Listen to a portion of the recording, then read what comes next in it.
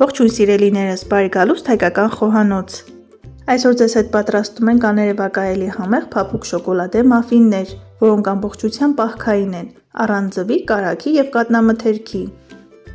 Սակայն միշտ ապեք մտածել, որ առանց այս բաղադրիչների մաֆինները համեղ չեն ստացվի։ Համոզված եղեք դրանք ունենան փափկություն, խոնավություն և հիանալի շոկոլադե բույր։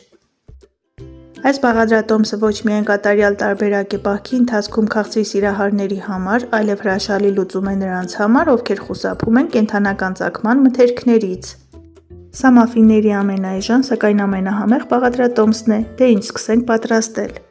Թանկագիններս մի մոռացեք բաժանորդագրվել ալիքին և սեղմել զանգակի կոճակը, որպեսզի չկորցնեք նոր ու համեղ բաղադրատոմսերը։ Վերցնում ենք ցանկացած մրգի 300 մլ հյութ, վրան ավելացնում ենք 70 մլ ձեթ։ Ես վերցրել եմ բալի հյութ, ի դեպ ձեթի փոխարեն կարելի է օգտագործել բուսական մարգարին։ Ավելացնում ենք 1 թեյ գթալ սոդա և 1 թեյ գթալ վանիլային շաքարավազ, թաց բաղադրիչները մի լավ խառնում ենք, մինչև զանգվածը փրփրի։ Ավելացնում ենք 2 ճաշի գթալ մուկ կակաո, այն պարտադիր մաղում ենք, որպեսզի խմորի մեջ գնդիկներ չլինեն։ Քանի որ հյութը արդեն իսկ քաղցր է, խմորի մեջ կավելացնենք ընդամենը 100 գրամ շաքարավազ, որպեսզի մաֆինները շատ քաղցր չստացվեն։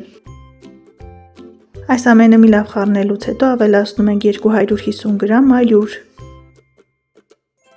Քանի որ խմորի մեջ չկա կաթնամթերք, ձու և կարագ, փափուկ մաֆիններ ստանալու համար խմորը պետք է լինի ջրիկ։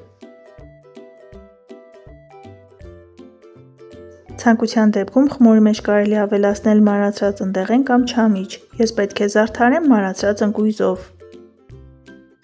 Այս բաղադրատոմսով ստացվում է 12 հատ խոշոր մաֆիններ։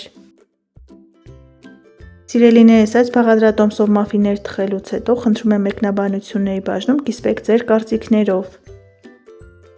Թխում ենք նախապես 180 աստիճան ջեռոցում մինչև պատրաստ լինելը։ Մի մասը ես ձևավորում եմ մարացրած ընկույզով։ Ինչպես տեսնում եք, պարզ, էժան և հասանելի բաղադրատոմս է։